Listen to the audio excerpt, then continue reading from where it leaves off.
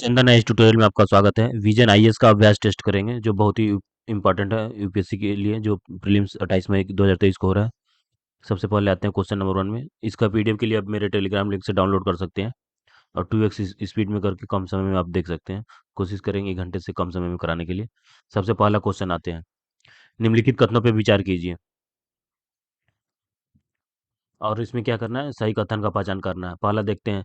एक चारण खाद्य श्रृंखला में प्रकाश स्वपोषी और रसायन स्वपोषी दोनों सदैव प्रथम पोषण स्तर पर होते हैं। तो ये बिल्कुल सही है। किसी दी गई खाद्य श्रृंखला में मछली कभी भी तृतीयक उपभोक्ता नहीं हो सकती है, तो ये गलत दे रखा है। क्योंकि तृतीय उपभोक्ता कौन सी मछली होती है?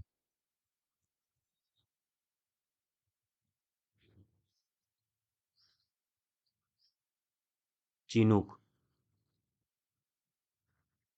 Chinook salmon.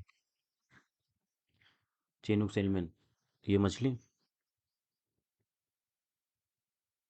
तृतीय उपभोक्ता।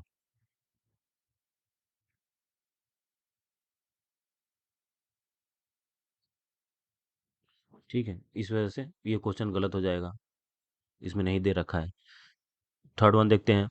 अपरद खाद्य श्रृंखला चारण खाद्य श्रृंखला में ऊर्जा का हस्तांतरण कर सकती है, तो बिल्कुल सही है। तो 1 और 3 सही होगा, बी ऑप्शन सही हो जाएगा। नेक्स्ट आते हैं क्वेश्चन नंबर 2 में। निम्नलिखित में से कौन सा गैर आयनीकरण विकिरण है? तो कौन से हैं? मोबाइल टावर है, ठीक है, एमआरआई स्कैन है। तो इसमें 1 और 2 हो जाएंगे, बाकी सीटी स्कैन एक्सरे नहीं है, तो केवल 1 और 2 हो जाएंगे। क्वेश्चन नंबर थर्ड में आते हैं। निम्नलिखित कथनों पर विचार कीजिए। कुछ स्तनधारी अंडज होते हैं, कुछ सरीसृप हृदय के 4 कक्षीय होता है। ठीक है, बिल्कुल सही है, ये भी स्टेटमेंट सही है। कुछ पादपों में प्रकाश संश्लेषण जड़ें होती हैं। बिल्कुल सही है। कुछ पायरोरिएक्टस में कोशिका भित्ति का अभाव होता है। तो ये भी स्टेटमेंट सही है, तो इसके 4 हो जाएंगे, डी ऑप्शन सही हो जाएंगे, 1 2 3 4। नेक्स्ट आते हैं क्वेश्चन नंबर 4 में। हाल ही में केंद्र सरकार ने फ्लाई ऐश का उपयोग पर अधिसूचना जारी की है। इस संदर्भ में निम्नलिखित कथनों पर विचार कीजिए। नए ताप विद्युत संयंत्र टीपीपीज को 100% फ्लाई ऐश उपयोग क्षमता प्राप्त करना आवश्यक है, तो बिल्कुल सही है। केंद्रीय प्रदूषण नियंत्रण बोर्ड सभी मौजूदा और नए एस पॉन्ड्स के प्रमाणन के लिए सक्षम प्राधिकरण है, तो ये भी सही है। इसके स्टेटमेंट दोनों सही होंगे, तो इसके हो जाएंगे सी ऑप्शन। क्वेश्चन नंबर 5 में आते हैं। हाल ही में प्रोजेक्ट टाइगर के 50 वर्ष पूरे होने के उपलक्ष्य में भारत ने international big cat alliance IBCA प्रारंभ किया। यह विश्व की 7 प्रमुख बड़ी बिल्लियों की सुरक्षा और संरक्षण पर ध्यान केंद्रित करेगा। इस संदर्भ में निम्नलिखित बड़ी बिल्लियों में से कौन सी आईबीसीए के अंतर्गत शामिल की गई हैं? तो कौन कौन सी शामिल की गई हैं? हिम तेंदुआ, प्यूमा, तेंदुआ और जगुआर, ये चारों की गई हैं, तो इसमें ऑप्शन क्या हो जाएगा? डी ऑप्शन सही हो जाएगा। नेक्स्ट आते हैं क्वेश्चन नंबर 6 में। निम्नलिखित में से कौन सा एम्बोडिड कार्बन पद का सर्वोच्चतम वर्णन है? तो सर्वोच्चतम वर्णन है, यह एक इमारत से के पूरे जीवन चक्र के दौरान उसकी सामग्री और निर्माण प्रक्रियाओं के संबंध समस्त कार्बन डाइऑक्साइड उत्सर्जन से को संवर्धित करता है। इसका ए ऑप्शन बिल्कुल सही है, ध्यान रखेंगे इम्बोडिड कार्बन का। नेक्स्ट आते हैं क्वेश्चन नंबर 7 में। स्वच्छ और स्वास्थ्य पर्यावरण में रहने के अधिकार पर हाल ही में पारित संयुक्त राष्ट्र महासभा के संकल्प के संदर्भ में निम्नलिखित कथनों पर विचार कीजिए। फर्स्ट टीचर में देखते हैं। स्वच्छ और स्वस्थ पर्यावरण में रहने के अधिकार को अब मानव अधिकार के सार्वभौम घोषणा 1948 में शामिल कर लिया गया है, तो स्टेटमेंट बिल्कुल सही है।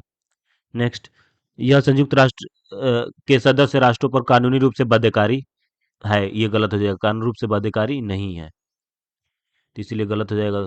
थर्ड ऑप्शन में आते हैं। भारत ने इस संकल्प का समर्थन किया है, तो बिल्कुल सही है, तो इसमें हो जाएंगे कौन सा ऑप्शन? 1 और 3, 1 और 3, ये ऑप्शन सही हो जाएगा। नेक्स्ट क्वेश्चन में आते हैं, क्वेश्चन नंबर 8 में। टाइगर रिजर्व तमिलनाडु, कर्नाटक और केरल राज्यों में संयुक्त सीमा पर स्थित है। ऑस्कर विजेता द फिल्म एलिफेंट विस्पर्स को इस अभयारण्य के अंदर स्थित, 1 मिनट,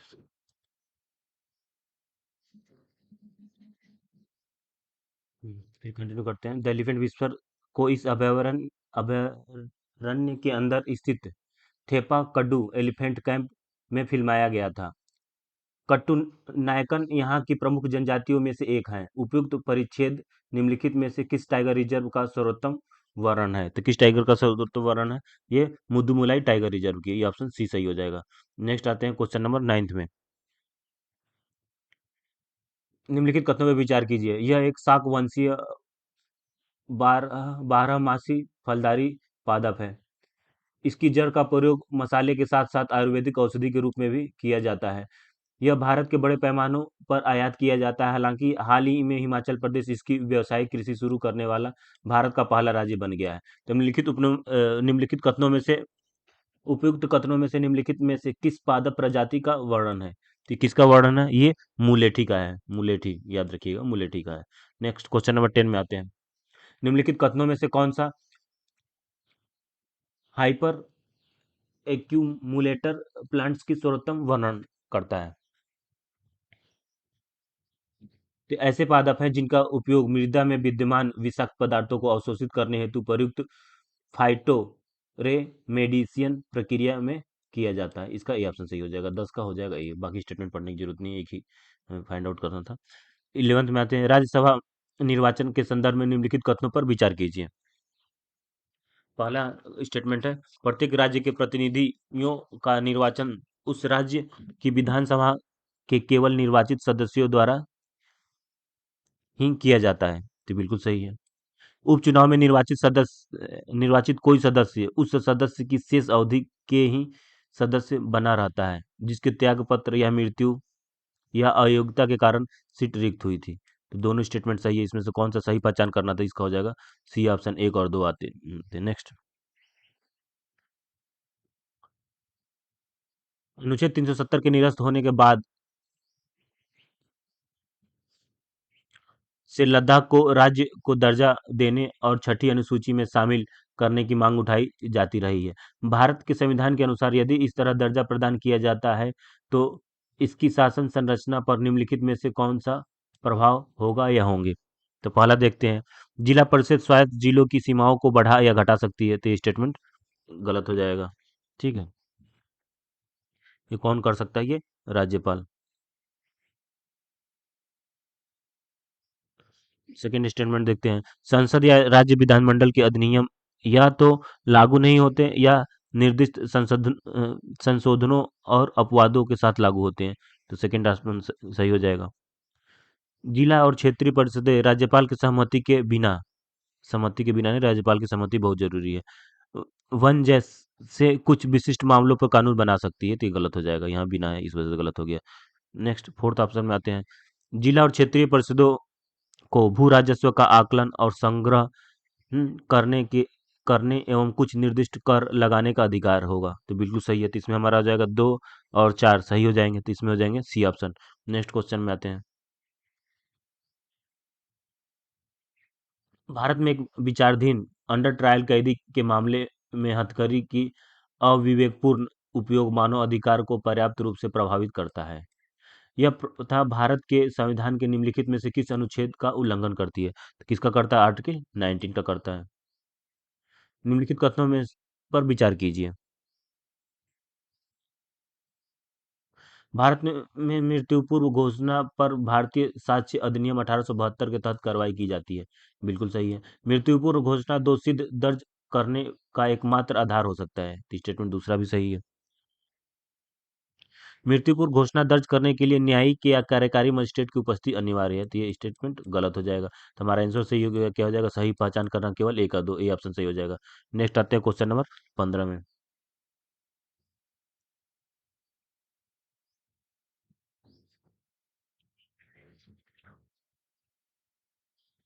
लोकसभा के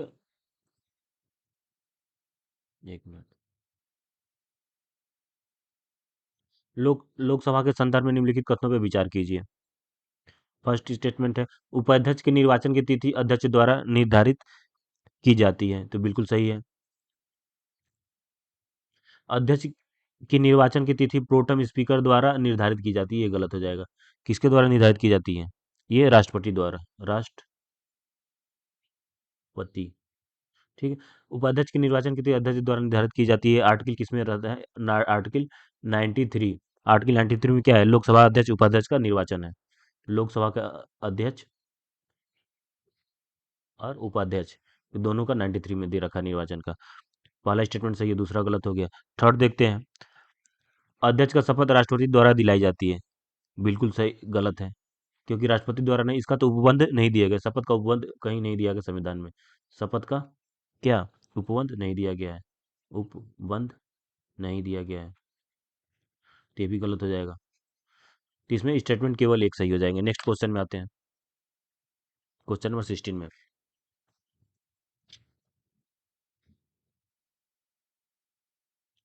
निम्नलिखित में से कौन सा या निकाय आयोग कार्मिक लोक शिकायत और पेंशन मंत्रालय के अंतर्गत आते हैं? तो कौन कौन से आते हैं? केंद्रीय सूचना आयोग आते हैं, केंद्रीय सतर्कता आयोग ये भी आते हैं, केंद्रीय अन्वेषण ब्यूरो सीबीआई ये भी आती है, केंद्रीय प्रशासनिक प्राधिकरण, ठीक है, कैट भी आता है। ये तो चारों हो गए, तो उपयुक्त, तो इसमें हो जाएगा 1 2 3 और 4, सी ऑप्शन सही हो जाएगा। नेक्स्ट आते हैं क्वेश्चन नंबर 17 में, ग्राम पंचायत विकास आयोग के तहत आर्थिक विकास और सामाजिक न्याय हेतु पंचायत विकास योजना पीडीपी को तैयार करने के लिए निम्नलिखित में से किसे अधिदेशित किया गया? तो किसे किया गया? ग्राम पंचायत को, डी ऑप्शन सही हो जाएगा। क्वेश्चन नंबर 18 में आते हैं, भारतीय राज्य व्यवस्था के संदर्भ में आप निम्नलिखित में से किस एक को पंथ निरपेक्षता की सर्वाधिक उपयुक्त परिभाषा स्वीकार करेंगे?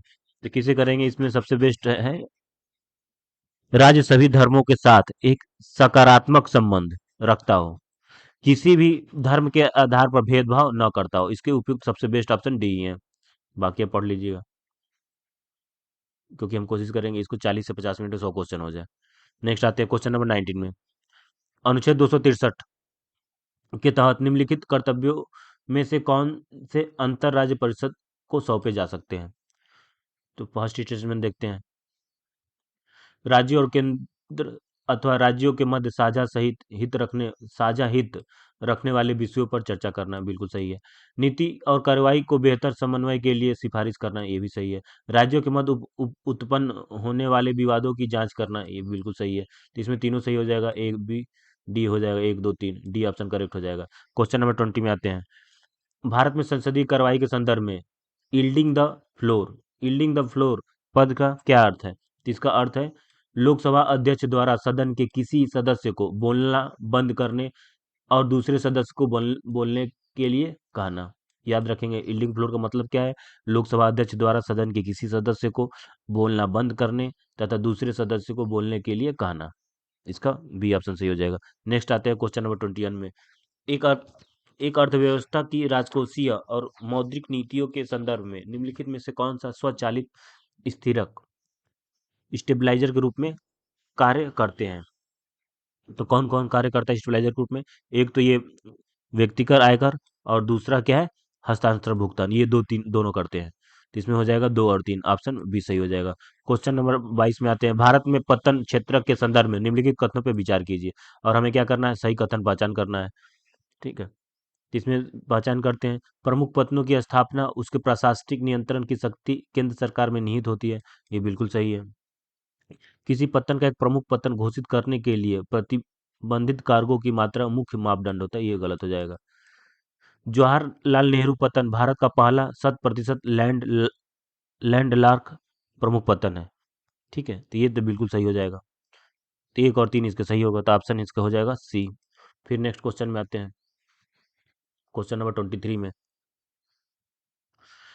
हाल ही में केंद्रीय मंत्रिमंडल ने प्रशासित मूल्य तंत्र एपीएम के तहत घरेलू प्राकृतिक गैस के लिए मूल्य निर्धारण व्यवस्था की महत्वपूर्ण परिवर्तनों की मंजूरी दी है। इस संदर्भ में निम्नलिखित कथनों पर विचार कीजिए, और हमें सही कथन का पहचान करना है। तो आते हैं पहले में, आयातित कच्चे तेल के मूल्य को गैस मूल्य के लिए एक बेंचमार्क के रूप में स्थापित किया गया था, ये स्टेटमेंट बिल्कुल सही है। मूल्य निर्धारण विधि में हुए परिवर्तन गहरे जल क्षेत्रों से गैस उत्पादन पर लागू नहीं होंगे, तो ये भी स्टेटमेंट सही है। नई मूल्यधारण नई मूल्य निर्धारण प्रणाली से सरकार की उर्वरक सब्सिडी की बोझ बढ़ने की संभावना है, ये गलत हो जाएगा। तो ओनली 1 और 2 सही है, तो ये हो जाएगा ऑप्शन ए, केवल 1 और 2 सही है। नेक्स्ट क्वेश्चन नंबर 24 में आते हैं, भूटान संयुक्त राष्ट्र की अल्प विकसित देशों एलडीसी की सूची से बाहर होने के लिए तैयार है। इस संदर्भ में एलडीसी श्रेणी में शामिल होने निम्नलिखित में से कौन सा मापदंडों पर आधारित है? तो कौन से मापदंडों पर आधारित है? पहला है grass national income per capita, ये बिल्कुल सही है। दूसरा है ह्यूमन एसेट इंडेक्स, ठीक है। और तीसरा इसमें क्या है? इकोनॉमिक एंड एनवायरमेंटल वेलनेरेबिलिटी इंडेक्स, ठीक है। ये ग्रास नेशनल हैप्पी इंडेक्स नहीं होगा। तो एक दो चार इसके स्टेटमेंट सही है, तो इसके हो जाएंगे ऑप्शन ए। नेक्स्ट क्वेश्चन में आते हैं, क्वेश्चन नंबर 25।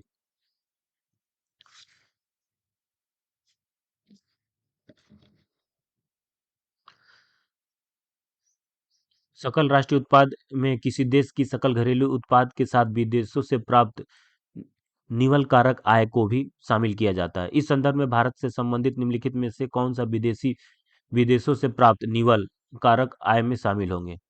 तो कौन कौन से शामिल हो देख लेते हैं। लंदन में एक भारतीय बैंक की शाखा द्वारा अर्जित लाभ, ये भी बिल्कुल सही है। देश से बाहर किसी विदेशी कंपनी का में अस्थायी रूप से काम करने वाले भारतीय निवासी द्वारा प्राप्त भुगतान, स्टेटमेंट दूसरा भी सही है। थर्ड देख ले, संयुक्त अरब अमीरात में काम कर रहे भारतीय प्रवासी कामगारों द्वारा भेजे गए निजी प्रोसेसर, इसमें ये शामिल नहीं होंगे, इसमें शामिल नहीं किया जाएगा। तो इसके हो जाएंगे एक और दो, बी ऑप्शन सही हो जाएगा। नेक्स्ट आते हैं क्वेश्चन नंबर 26 में। यदि भारतीय रुपया एक अंतर्राष्ट्रीय मुद्रा बन जाता है तो भारत के संदर्भ में निम्नलिखित कथनों में से कौन से संभावित लाभ होंगे? पहला देखते हैं क्या है। विदेशी मुद्रा भंडारण रखने की आवश्यकता में कमी, बिल्कुल सही है, ठीक है। बाह्य आघातों से पूर्ण सुरक्षा, ये गलत हो जाएगा। विदेशी उधारियों की लागत में कमी आएगी, ये भी सही है। तो एक और तीन सही हो जाएंगे, तो एक और तीन इसमें डी ऑप्शन सही है। नेक्स्ट क्वेश्चन में आते हैं, क्वेश्चन नंबर 27 में। भारत के विनिवेश के संदर्भ में निम्नलिखित कथनों पर विचार कीजिए। पिछले दशक के बाद वार्षिक निवेश लक्ष्य को केवल, जहां केवल वर्ड आ जाए तो समझ लिए गलत है, केवल एक बार प्राप्त किया गया है। एक बार नहीं किया है, कितनी बार किया गया है? 2 बार किया गया है, ठीक है। तो इसलिए स्टेटमेंट एक गलत हो जाएगा। नेक्स्ट, विनिवेश के उद्देश्य हेतु बैंकिंग, बीमा और वित्तीय सेवाओं को रणनीतिक रूप रणनीतिक रूप से एक महत्वपूर्ण क्षेत्र माना जाता है, तो बिल्कुल सही है। सार्वजनिक क्षेत्र के उद्यमों पीएसई के निदेशक मंडल उनकी सहायता कंपनियों के विनिवेश हेतु लेन-देन की सिफारिश करने एवं लेन-देन करने के लिए अधिकृत है, तो ये भी सही है। तो इसको 2 और 3 सही हो जाएंगे, बी ऑप्शन हो जाएगा। क्वेश्चन नंबर 28 में आते हैं। निम्नलिखित में से किन्हें भारतीय रिजर्व बैंक की परिसंपत्ति माना जाता है? तो देखिए किसे किसे माना जाता है। एक तो स्वर्ण को माना जाता है, ठीक है। दूसरा यूएस ट्रेजरी बॉन्ड में आरबीआई का निवेश, ठीक। और तीसरा इसमें माना जाता है राज्य सरकार द्वारा दिए गए ऋण और अग्रिम को। तो 2 3 5 को माना जाता है, 2 3 और 5, इसमें बी ऑप्शन सही हो जाएगा। नेक्स्ट आते हैं क्वेश्चन नंबर 29 में। बैंकिंग पर्यवेक्षक पर बेसल समिति ने वैश्विक प्रणाली रूप से महत्वपूर्ण बैंकों जीएसआईबीएस की पहचान करने के लिए फ्रेमवर्क तैयार किया है। इस संदर्भ में निम्नलिखित में से कौन सा संस्थान जीएसआईबी की पहचान और उनकी सूची का प्रकाशन करता है? ये यूपीएससी का फेवरेट क्वेश्चन नहीं, कई बार आ चुके हैं ये क्वेश्चन, ठीक है। तो नेक्स्ट करता है, ये कौन सा करता है? वित्तीय स्थिरता बोर्ड, इसके डी ऑप्शन सही हो जाएंगे। बेसल से कई बार क्वेश्चन आ चुके हैं। क्वेश्चन नंबर 30 पे आते हैं, 30 नंबर में।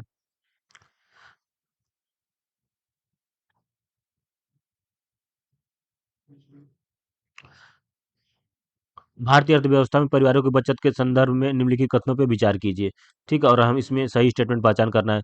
परिवारों द्वारा की जाने वाली बचत अर्थव्यवस्था की कुल बचत के आधे से अधिक हिस्से है, तो बिल्कुल सही है। पिछले 5 वर्षों में भौतिक परिसंपत्तियों में परिवारों की बचत वित्तीय लिखतों में उनकी बचत से अधिक है, तो ये भी स्टेटमेंट सही है।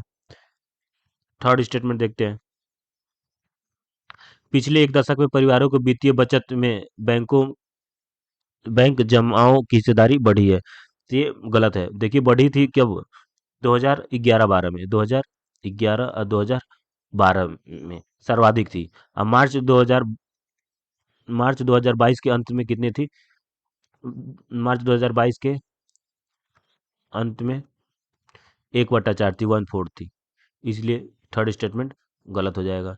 तब आते हैं 2 और 3, तो ये 1 और 2 कौन सा सही है? एक ए ऑप्शन सही हो जाएंगे। नेक्स्ट क्वेश्चन में आते हैं, क्वेश्चन नंबर 31 में। औपनिवेशिक जनजातीय नीतियों के संदर्भ में निम्नलिखित कथनों में से कौन सी 18वीं शताब्दी के अंत में राजमहल पहाड़ी क्षेत्रों की ओर संथालों के बसने का सर्वोत्तम व्याख्या करता है? तो सर्वोत्तम व्याख्या कौन सा करता है?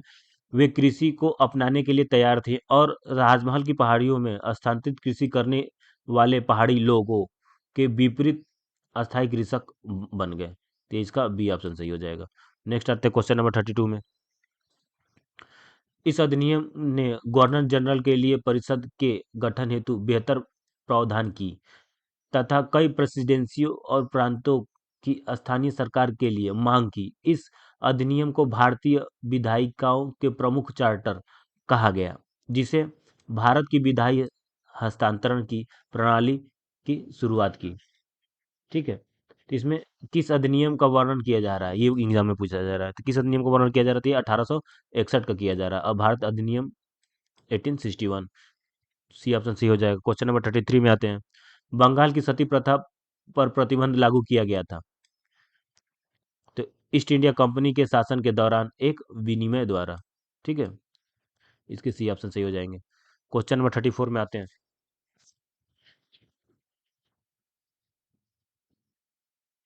निम्नलिखित राष्ट्रवादी महिलाओं नेताओं में से किसने या किन्होंने कभी भी भारतीय राष्ट्रीय कांग्रेस के अध्यक्ष के रूप में कार्य नहीं किया है? तो किसने नहीं किया है? सेन गुप्ता का नाम सुने होंगे, एनी बेसेंट का सुने होंगे, सरोजिनी नायडू किए हैं। ये अनसुईया साराभाई नहीं, कार्य नहीं किए हैं। तो ये केवल चार हो जाएगा, डी ऑप्शन सही हो जाएगा। नेक्स्ट क्वेश्चन नंबर 35 में आते हैं। रॉबर्ट क्लाइव के संदर्भ में निम्नलिखित कथनों पर विचार कीजिए। द्वितीय कर्नाटक युद्ध के दौरान उसने अर्काट की घेराबंदी में फ्रांसीसियों के खिलाफ ब्रिटिश सेना का नेतृत्व किया। तो ये बिल्कुल सही है रॉबर्ट क्लाइव के संदर्भ में। ठीक है, बाकी इसमें सही स्टेटमेंट बताना, ये तीनों स्टेटमेंट, बाकी दो और तीन इसमें गलत है। उसने ईस्ट इंडिया कंपनी की ओर से मद्रास की संधि पर हस्ताक्षर करके प्रथम आंग्ल मैसूर युद्ध समाप्त किया था, बिल्कुल गलत है। बक्सर के युद्ध में कंपनी ने सेना के नेतृत्व में किया था, ये तो दोनों स्टेटमेंट सही हो जाएगा, गलत हो जाएगा। ठीक है, इसमें ओनली वन होंगे, फर्स्ट स्टेटमेंट ही सही है। द्वितीय कर्नाटक युद्ध के दौरान उसने अर्काट की घेराबंदी में फ्रांसीसियों के खिलाफ ब्रिटिश सेना का नेतृत्व किया था। किसने किया था? रॉबर्ट क्लाइव में। तो ये हो जाएगा डी ऑप्शन, केवल एक हो जाएगा। नेक्स्ट क्वेश्चन में आते हैं। Question number 36। सतरिया और मणिपुर नृत्य से आप किस प्रकार अंतर करते हैं? तो किस प्रकार अंतर करते हैं, इसमें हमें सही उत्तर पहचान करना है तीनों में से। तो जहां मणिपुरी नृत्य आमतौर पर एक विशिष्ट लंबा घाघरा पहनकर महिलाओं द्वारा किया जाता है, बाकी अभी इसको फिगर से भी दिखाएंगे। जहां मणिपुर आम नृत्य तौर पर एक विशिष्ट लंबा घाघरा, याद रखेंगे कहाँ, लंबा घाघरा महिला, घाघरा पहनकर महिलाओं द्वारा किया जाता है। वही सत्रिय नृत्य पुरुषों और महिलाओं, उसमें पुरुष और महिलाओं दोनों होते हैं, दोनों द्वारा एक विशेष कमरबंद पहनकर किया जाता है। यही भिन्न, बाकी ये दोनों ऑप्शन गलत है। इसमें आपको डिटेल में यहाँ दिखाते हैं, ये देखिए। ठीक है,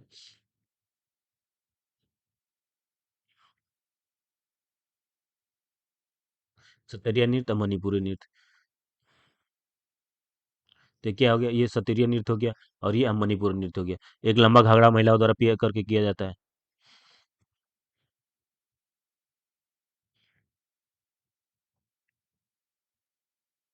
क्वेश्चन क्या कह रहा है? मणिपुर के नृत्य में आमतौर में विशिष्ट लंबा घाघरा पहन के किया जाता है और सत्रिया में पुरुष महिला दोनों होते हैं। ठीक है, तो ये मणिपुर वाला हो गया। ये कौन है गया? ये मणिपुर हो गया। ठीक है, और ये सत्तरिया हो गया। इसमें पुरुष महिला दोनों है। इसमें ओनली सिर्फ महिलाएं हैं, लंबा घाघरा पहनी ऊपर से नीचे, इसमें भी देख लीजिए, बाकी सभी में। तो इसे आप कोरिलेट कर सकते हैं। ठीक है, दूसरा पैंट रखेंगे। इसे 2013 में यूनेस्को में शामिल किया गया है, अब इसे नहीं किया गया है। ठीक है, मणिपुरी को शामिल किया गया 2013 में। अब नेक्स्ट क्वेश्चन में आते हैं।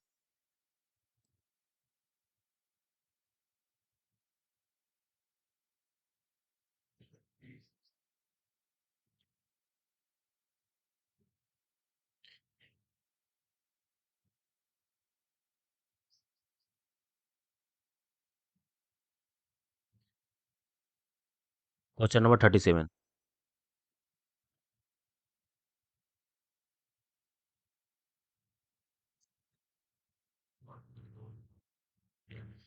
भारत की दार्शनिक परंपराओं के संदर्भ में निम्नलिखित कथनों पर विचार कीजिए। पूर्व मीमांसा ने वेदों को शाश्वत माना है और धर्म पर इनकी सत्ता को स्वीकार किया है, तो ये बिल्कुल सही है स्टेटमेंट। ठीक है।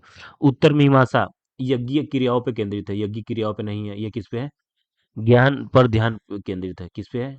ज्ञान पर ध्यान पर केंद्रित है, तो ये गलत हो जाएगा। ठीक है। प्रारंभिक मीमांसा में सर्वोच्च ईश्वर को अस्तित्व को स्वीकार किया था, तो ये गलत हो जाएगा। ये भी ईश्वर पे तो विश्वास क्या करते थे? नहीं करते थे, तो ये गलत हो जाएगा। तो ओनली वन ए ऑप्शन सही हो जाएगा। नेक्स्ट क्वेश्चन नंबर 38 में आते हैं। एक कूट, द्विकूट और त्रिकूट शब्द संबंधित है, तो किससे है ये? तो ध्यान रखेंगे, ये संबंधित है होयसेल वास्तुकला में पूजा गृहों की संख्या के आधार पर निर्धारित मंदिरों के प्रकार से।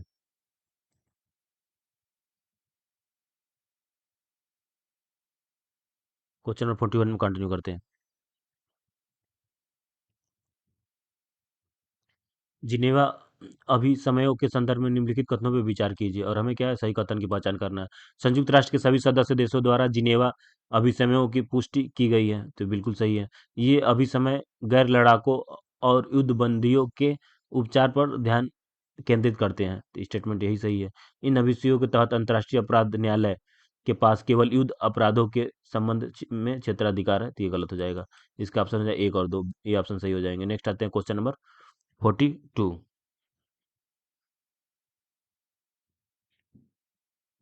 एक मिनट इधर क्वेश्चन, एक मिनट इधर क्वेश्चन 39 नंबर क्वेश्चन छूट गया, इधर आते हैं। 39 नंबर देख लीजिए। भारत में निम्नलिखित रंगमंच परंपराओं पर विचार कीजिए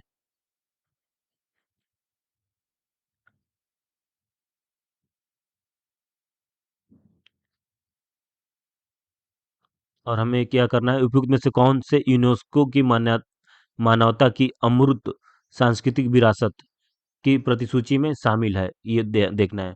देखिए इसमें सिर्फ दो शामिल है। एक तो कुट्टी अट्टम शामिल है, ये कहाँ की है? ठीक है, कुट्टी कुट्टी अट्टम ये संस्कृत में है। संस्कृत नाट्य कला। कब ये यूनेस्को में शामिल हुई है? तो ये 2008 में शामिल हुई है। ठीक है। दूसरा है मुडी एट्टू, ये कहाँ की है? केरल की है, केरल।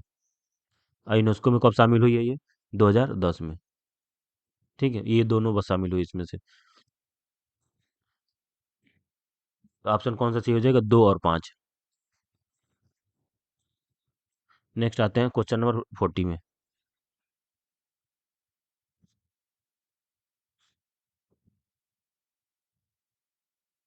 बाकी आपको एक एग्जांपल दिखाना चाहते हैं। 38। क्वेश्चन नंबर 38 का है ये जो क्वेश्चन अभी ऊपर में आया था। एक कूट, द्विकूट, त्रिकूट से संबंधित होलसेल वास्तुकला में पूजा गृहों की संख्या के आधार पर निश्चित मंदिरों को प्रकार, तो उसका यहाँ पे ये दे रखा है। ठीक है।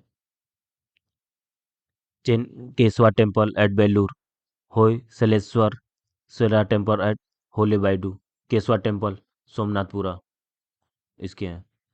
ठीक है। नेक्स्ट आते हैं क्वेश्चन नंबर 40 में। तो याद रखेंगे ये यूनेस्को में 2008 में शामिल हुआ है कुटियट्टम आमुडियट्टू 2010 में। क्वेश्चन नंबर 40 में आते हैं। राष्ट्रीय स्मारक प्राधिकरण के संदर्भ में निम्नलिखित कथनों पर विचार कीजिए और हमें सही कथन का पहचान करना। पहला देखते हैं। यह प्राचीन स्मारक तथा पुरातत्वीय स्थल एवं अवशेष संशोधन और विधि मान्यकरण अधिनियम 2010 के तहत गठित एक वैधानिक निकाय है, तो बिल्कुल सही है। भारतीय पुरातत्व सर्वेक्षण के परामर्श से राष्ट्रीय महत्व के रूप में घोषित प्राचीन स्मारकों या पुरातात्विक स्थलों और अवशेषों के वर्गीकरण करना इसकी उत्तरदायित्व है, बिल्कुल सही है। एनएमए द्वारा अनुमोदित विरासत उपनियमों को संसद के दोनों सदनों को समझ रखा जाना आवश्यक है, तो ये भी सही है। तो इसके तीनों ऑप्शन सही हो जाएंगे, एक दो तीन, इसके डी ऑप्शन सही हो जाएंगे। नेक्स्ट आते हैं 42 में। निम्नलिखित युग्मों पे विचार कीजिए। 41 ऑलरेडी कर रखे हैं, इसमें अब देख लीजिएगा, इसके दोनों सही हैं। 42 में आते हैं। निम्नलिखित युग्म में विचार करना है, हाल ही में सुर्खियों में रहने का मुख्य कारण और संबंधित देश। ठीक है, तो ऑपरेशन क्ला स्वाड लॉन्च किया गया, तो ये तुर्की द्वारा, ये बिल्कुल सही है, याद रखेंगे। ऑपरेशन क्ला स्वाड लॉन्च किया गया, तो तुर्की द्वारा संबंधित देश थे। स्वर्ण को वैध मुद्रा के रूप में अपनाया गया, स्वर्ण को वैध मुद्रा के रूप में अपनाया गया, तो ये कहाँ अपनाया गया?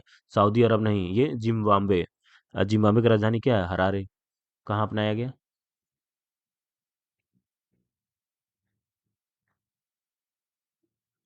जिम्बाब्वे। ठीक है, जिम्बाब्वे में अपनाया गया, तो ये गलत हो जाएगा स्टेटमेंट।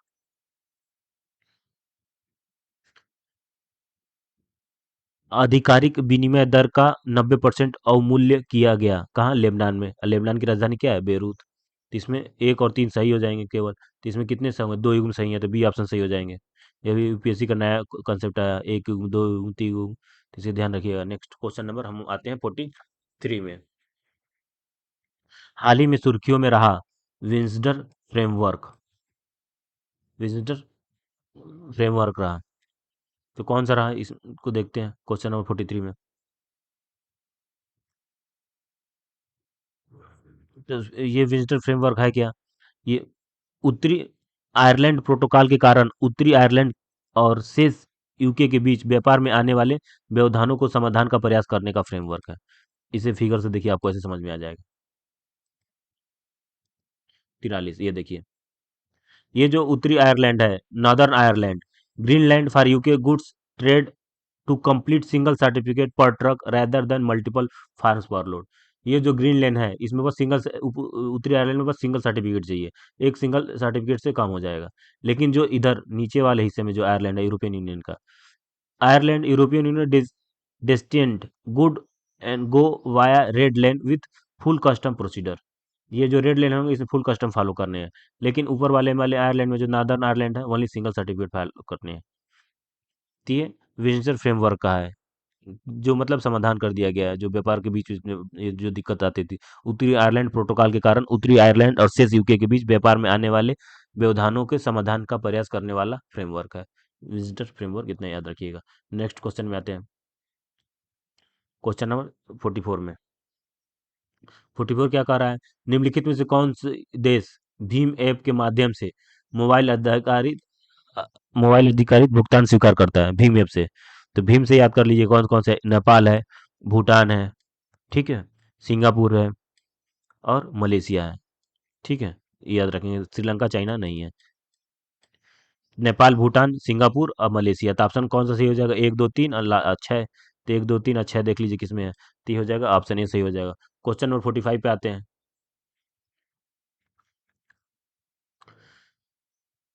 सरकार द्वारा केंद्रीय बजट 2023-24 में आत्मनिर्भर स्वच्छ पौधे कार्यक्रम की घोषणा की गई। इसके अंतर्गत सरकार निम्नलिखित में से किस उद्देश्य से स्वच्छ पौधे केंद्र स्थापित करने की योजना बना रही है? तो कौन सा बना रही है? उच्च मूल्य वाली बागवानी फसलों के लिए गुणवत्तापूर्ण रोपण सामग्री की उपलब्धता को बढ़ावा देने हो, तो याद रखिए गुणवत्तापूर्ण रोपण सामग्री, तो इसके ऑप्शन कौन से सही हो जाएंगे? डी ऑप्शन सही हो जाएंगे। नेक्स्ट क्वेश्चन में आते हैं, क्वेश्चन नंबर 46 में। प्रधानमंत्री श्रम योगी मानधन पीएमएसवाई योजना के संदर्भ में निम्नलिखित कथनों में से कौन सा सही है? सही स्टेटमेंट देखना है, तो इसमें क्या है? यह वृद्धावस्था सुरक्षा, वृद्धावस्था सुरक्षा सुनिश्चित करने हेतु असंगठित श्रमिकों के लिए एक स्वैच्छिक और अंशदायी पेंशन योजना है, ये बिल्कुल सही है। ठीक है, बाकी इसमें सही उत्तर पहचान करना था कि सही, ये बाकी स्टेटमेंट इसमें गलत है। 60 वर्ष की आयु पूरी होने के बाद सब्सक्राइबर के प्रतिमाह 5,000 रुपये न्यूनतम निश्चित पेंशन की गारंटी देना, ये स्टेटमेंट गलत है। सब्सक्राइबर की मृत्यु के बाद उसके पति या पत्नी या पारिवारिक पेंशन के बराबर, ठीक है, पाने के हकदार का होना, ये भी स्टेटमेंट गलत है। इसमें केवल एक सही हो जाएंगे। नेक्स्ट आते हैं क्वेश्चन नंबर 47 में। हाल ही में स्वास्थ्य एवं परिवार कल्याण मंत्रालय MOH&FW ने राष्ट्रीय अंग प्रत्यारोपण दिशा निर्देशों में कुछ संशोधन किए हैं। इस संदर्भ में भारत में अंग प्रत्यारोपण हेतु दिशा निर्देशों से संबंधित निम्नलिखित कथनों पर विचार कीजिए। और हमें क्या है, सही कथन पहचान करना है। पहला देखते हैं। अब किसी भी नागरिक द्वारा किसी भी राज्य में अंगदान के लिए पंजीकरण के लिए कोई अधिवास संबंध शर्त नहीं है। बिल्कुल सही है। अब 65 वर्ष से अधिक आयु के नागरिक भी स्वयं को अंग प्राप्तकर्ता के रूप में पंजीकृत करा सकते हैं। ये भी सही है, 65 वर्ष याद रखिएगा। अब अंग प्रत्यारोपण हेतु पंजीकरण के लिए कोई पंजीकरण शुल्क नहीं है। तीनों ऑप्शन सही है, इसमें डी ऑप्शन हो जाएगा, 1 2 3। नेक्स्ट क्वेश्चन नंबर 48 में आते हैं। हाल ही में बताया गया था कि वैज्ञानिक अन्य ग्रहों पर जीवन की तलाश के लिए ब्रोकोल ब्रोकली गैस, कौन सी गैस, ब्रोकली गैस का उपयोग करना चाहते हैं। इस संदर्भ में मिथाइल ब्रोमाइड से संबंधित निम्नलिखित कथनों पर विचार कीजिए। और हमें क्या सही कथन की पहचान करना है। पहला देखते हैं। यह एक बायो सिग्नेचर गैस है और सजीवों द्वारा उत्सर्जित होती है, तो बिल्कुल सही है। यह एक ओजोन क्षयकारी पदार्थ है और इसे मॉन्ट्रियल प्रोटोकॉल के तहत चरणबद्ध तरीके से समाप्त कर दिया गया है। तो दोनों स्टेटमेंट सही हो जाएंगे, तो इसमें हो जाएगा 1 और 2। नेक्स्ट आते हैं क्वेश्चन नंबर 49 में। हाल ही में वान द्वीप, घोरमारा द्वीप और मुनरो थुरु थुरुथु द्वीप निम्नलिखित में से किस कारण में सुर्खियों में रहा है। तो किस कारण सुर्खियों में रहा है? ये द्वीप जलवायु परिवर्तन के कारण डूब रहे हैं। ये तीनों क्या हो रहे हैं, जलवायु परिवर्तन के कारण डूब हो रहे हैं, सिंक हो रहे हैं। नेक्स्ट क्वेश्चन नंबर 50 में आते हैं। हाल ही में सुर्खियों में रहा इकोनारियो नामक पादप, ये क्या है? यह 5.5 मीटर लंबा डेटा चलित रोबोटिक पौधा है। 5.5, 5.5 मीटर लंबा, आप सोच लीजिए। डेटा चालित रोबोटिक पौधा है। Next question number 51। हिंदुओं द्वारा पूजनीय पवित्र शालिग्राम शिला के संदर्भ में निम्नलिखित कथनों पर विचार कीजिए। और हमें सही कथन पहचान करना है। तो यह लाखों वर्ष पहले पाए जाने वाले मोलास्का का एक प्रकार का जीवाश्म अमोनाइट है। ठीक है, ये बिल्कुल सही है। स्टेटमेंट इसमें गलत है, क्योंकि ये ज्यादातर पश्चिम की ओर प्रवाहित होने वाली प्रायद्वीप नदियों की तलहटी में पाई जाती है। स्टेटमेंट गलत है। ये कहाँ पाई जाती है? ये लाखों वर्ष पहले पाए जाने वाली मोलास्का का एक प्रकार का जीवाश्म अमोनाइट है। केवल दो हो जाएंगे, बी ऑप्शन सही हो जाएंगे। नेक्स्ट आते हैं क्वेश्चन नंबर 52 में। 52 में आते हैं। निम्नलिखित में से कौन सा अफ्रीकी भ्रंश घाटी के प्लेटों के विभक्त होने का परिणाम नहीं है? तो खाड़ी देशों के साथ मिलकर पूर्वी अफ्रीका अपनी अनूठी भौगोलिक और पारिस्थितिक विशेषताओं में से युक्त पृथक रूप से एक छोटा महाद्वीप बन जाएगा। तो इसके स्टेटमेंट इसमें सी सही हो जाएंगे। ठीक है। बाकी इसमें नहीं पूछा है, तो गलत इसमें सी ही है, बाकी स्टेटमेंट इसके सही है। ठीक है, बाकी स्टेटमेंट एक बार देख लीजिए। क्वेश्चन क्या कर रहा है? निम्नलिखित में से कौन सी अफ्रीकी भंश घाटी की प्लेटों को विभक्त होने का परिणाम नहीं है? हाई वाले में देख लीजिए, भ्रंश के छोटे महाद्वीप का निर्माण होगा जिसमें वर्तमान सोमालिया, केन्या, इथोपिया और तंजानिया के कुछ हिस्से शामिल होंगे। ठीक है, ये जिसे हॉर्न ऑफ अफ्रीका कहते हैं। इधर सोमालिया हो गया, इथोपिया हो, जिबूती हो गया। ठीक है। अदन की खाड़ी और लाल सागर से अंततः इथोपिया के अफार क्षेत्र की पूर्वी अफ्रीकी भ्रंश घाटी बढ़ जाएगी। तो ये भी सही है।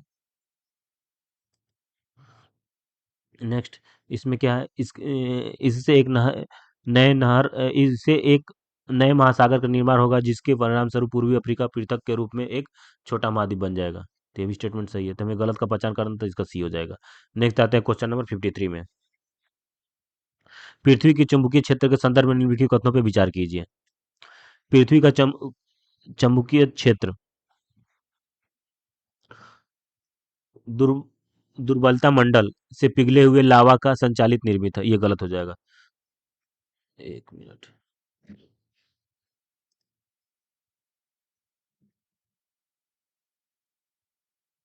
ये दुर्वाता मंडल नहीं होगा, ये कोर से होगा। ठीक है, कोर से। और पिघले हुए लावा नहीं, ये किसके है पिघले हुए? ये लोहे का है। लोहे की गति से पिघले हुए जो लोहे हैं उसकी वजह से लोहे, लावा नहीं होगा। लोहे की गति से उत्पन्न, पिघले हुए लोहे की गति से उत्पन्न। ठीक है, तो ये स्टेटमेंट तो पहला ऐसे ही गलत हो गया। दूसरे हम देखते हैं, पृथ्वी के चुंबकीय क्षेत्र का उत्क्रमण अवधि नहीं है। तो दो सही हो जाएंगे। ठीक है, इसमें केवल दो हो जाएगा, बाकी आप देख लीजिए, आपको ब्रेन मैपिंग हो जाएगा। नेक्स्ट इस वाले में, ये अर्थ मैग्नेटिक फील्ड है। ये ये वाली जो दिख रही है, ज्योग्राफिक नॉर्थ पोल और ज्योग्राफिक साउथ पोल। यहाँ पे क्या है, north magnetic field, south magnetic pole. ठीक है, यहाँ देखिए, पृथ्वी के कोर में पिघले हुए लोहे की गति से उत्पन्न चुंबकीय क्षेत्र पृथ्वी को ब्रह्मांडीय विकिरण और हमारे सूर्य द्वारा उत्सर्जित अवशेषित कणों से बचाता है। नेक्स्ट पे आते हैं।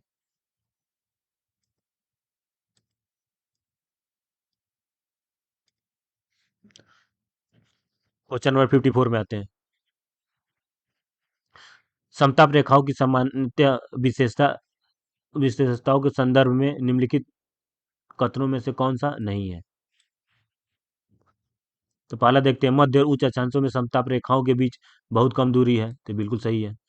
गर्म महासागरीय धाराओं वाले क्षेत्र से गुजरते समय समताप रेखाएं ध्रुवों की ओर घिसक जाती हैं, तो ये भी स्टेटमेंट सही है।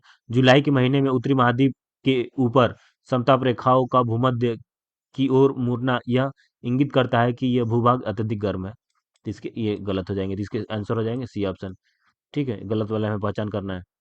महाद्वीप के पूर्वी किनारों पर समताप रेखाओं के बीच बहुत अधिक दूरी पाई जाती है, तो ये भी स्टेटमेंट सही है, तो इसके सी ऑप्शन सही हो जाएंगे। नेक्स्ट क्वेश्चन नंबर आते हैं हम लोग 55 पे। पृथ्वी सदैव अपनी अपसौर की स्थिति में होती है, अपसौर को किसको बोलते हैं? पेरीहिलियन। इंग्लिश मीडियम में जो होंगे उन्हें पेरीहिलियन या परी याद कर लेंगे, पेरीहिलियन। पेरीहिलियन कब होता है? 3 जनवरी को। ठीक है, एपीहिलियन 4 जनवरी को याद रखेंगे, एपीहिलियन पूछता है तो 4 जुलाई को। बाकी आपको इसको फिगर से दिखा दें, आपको ब्रेन मैपिंग हो जाएगा। तो इसमें क्या हो जाएगा, एपीहिलियन पेरीहिलियन याद करेंगे 3 जनवरी, तो जनवरी महीने के पहले पखवाड़े में, तो इसका ऑप्शन भी सही हो जाएगा, ऑप्शन ऑप्शन याद रखें, ऑप्शन या पेरीहिलियन। तो 3 जनवरी को होता है, तो जनवरी के महीने के पहले पखवाड़े में, ये याद रखेंगे। बाकी आप ऐसे देख लीजिए, ब्रेन मैपिंग हो जाएगा। ये क्या होगा, पेरीहिलियन।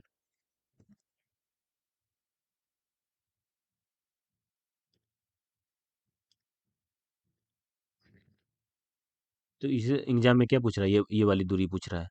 ठीक है, कब होती है सबसे कम में, अपसौर 3 जनवरी को। और एपीहिलियन 4 जुलाई को, ऐसे याद रखिएगा। 3 जनवरी को निकट होती है, 4 जुलाई को ज़्यादा दूरी होती है। नेक्स्ट क्वेश्चन में आते हैं। तो पहले याद रखिए, परी आएगी, पी से परी, तो पेरीहिलियन याद रहेगा, बाद में एपीहिलियन। नेक्स्ट क्वेश्चन नंबर 56 पे आते हैं। प्रकाश रासायनिक धूम कोहरे फोटोकेमिकल स्पॉक के संदर्भ में निम्नलिखित कथनों में से कौन सा सही है? कौन सा सही है, तो इसमें देखिए, यह सूर्य से प्रकाश उपस्थित NO2 नाइट्रोजन ऑक्साइड, ओजोन और पर ऑक्सीटिल नाइट्रेट जैसे प्रदूषकों से निर्मित होने वाला एक ऑक्सीकरण धूम कोहरा है। इसके डी ऑप्शन सही हो जाएंगे, बाकी आपको यहाँ से दिखाते हैं, आपको क्लियर हो जाएगा। ये देखिए, सन से सोलर रेडिएशन है, हाइड्रोजन और वाटर मिल गया एटमॉस्फेयर से। ठीक है, नाइट्रोजन डाइऑक्साइड, ठीक, नाइट्रिक ऑक्साइड हो गया, एटॉमिक ऑक्सीजन हो गया, ठीक है, O2 है, मॉलिक्यूलर ऑक्सीजन, ये बाइंड हो गया O2 O में मिल के, ओजोन बन गया, O3 हो गया। ठीक है, O3 हो गया, इधर से HNO3 हो गया, नाइट्रिक एसिड बन गया, पैन हो गया, हाइड्रोकार्बन से मिलके, तो ये हमारा फोटो केमिकल स्मॉग बन गया इस तरह। क्वेश्चन नंबर 57 में आते हैं।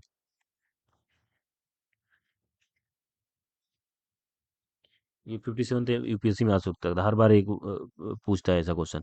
निम्नलिखित राजधानियों में से पश्चिम से पूर्व की ओर व्यवस्थित करना है, हमें कैसे व्यवस्थित करना है? ये हमारा वेस्ट हो गया, ये ईस्ट हो गया, तो पश्चिम से पूर्व की ओर करना है। तो देखिए, वर्षा है, मिन्स्क है, कीव है, मास्को है। ठीक है, तो सबसे पहले वर्षा आएगा, फिर मिन्स्क आएगा, कीव आएगा, मास्को आएगा, तो इसके 4 ऑप्शन सही हो जाएंगे, 1 2 3 4। बाकी ब्रेन मैपिंग के लिए आप यहाँ देख लीजिए, आपको याद हो जाएगा। सबसे पहले कौन आया? वर्षा आया, वर्षा सब पश्चिम से पूर्व की तरफ जाना है, 1 नंबर यहाँ पे हो गया, वर्षा हो गया। फिर आया मिन्स्क, ठीक है, फिर क्यू आया, फिर मॉस्को आया, मॉस्को रसिया में आ गया। ठीक है, वर्षा पोलैंड में आया। ठीक है, वर्षा पोलैंड में आ गया। मिन्स्क बेलारूस में आ गया। और रोमानिया में बुकारेस्ट, बुकारेस्ट तो दिया नहीं है। फिर क्यू आएगा यूक्रेन में, और मॉस्को आएगा रसिया में। ठीक है, ये बाकी राजधानी दे दे रखा, पोलैंड का वर्षा, बेलारूस के मिन्स्क, यूक्रेन के क्यू, ठीक है, रोमानिया का बुकारेस्ट, रसिया के मॉस्को। ऐसे कोरिलेट कर लीजिए। नेक्स्ट क्वेश्चन में आते हैं। क्वेश्चन नंबर 58 में आते हैं। हार्स्टेल कैट कैटरेक्ट्स और पंच बाउल प्रकार है, तो किसका प्रकार है? ये जलप्रपात का है। भारत में सामान्य रूप से उत्पादित होने वाले जैव उर्वरकों के संदर्भ में निम्नलिखित उर्वरकों पर विचार कीजिए। जैव उर्वरक है और उपयुक्त फसल है। ठीक है, इसमें देखते हैं। राइजोबियम, तो सोयाबीन और मूंगफली के लिए बिल्कुल सही है।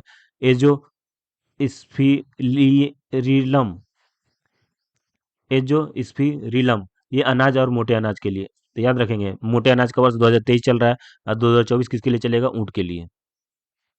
अजोला किसके लिए? धान के लिए। तो दो भी सही है, तीन सही है, इसमें ऑल ऑफ द अबव हो जाएंगे। मतलब एक दो तीन, तीनों ऑप्शन सही हो जाएंगे। नेक्स्ट क्वेश्चन में आते हैं, क्वेश्चन नंबर 60 में। संत रविदास के संदर्भ में निम्नलिखित कथनों पर विचार कीजिए। तो पहला स्टेटमेंट, उनके दर्शन, विचार करना और क्या हमें गलत का पहचान करना है। तो पहला स्टेटमेंट रहते हैं, उनके दर्शन कविताओं को गुरु ग्रंथ साहिब में संकलित किया गया था, बिल्कुल सही है। वह गुरु नानक के समकालीन थे, सही है। उनका दर्शन एक महान सूफी संत मियाँ मीर से बहुत अधिक प्रभावित था, ये गलत हो जाएगा। निर्गुण अनुयायी होने के बावजूद उनके गीतों में सगुण निर्गुण रूप के बीच तुलनात्मक चर्चा की गई है, ये भी सही है। तो हमें गलत पहचान करना है, तो केवल तीन हो जाएंगे। ठीक है, बाकी स्टेटमेंट सही है।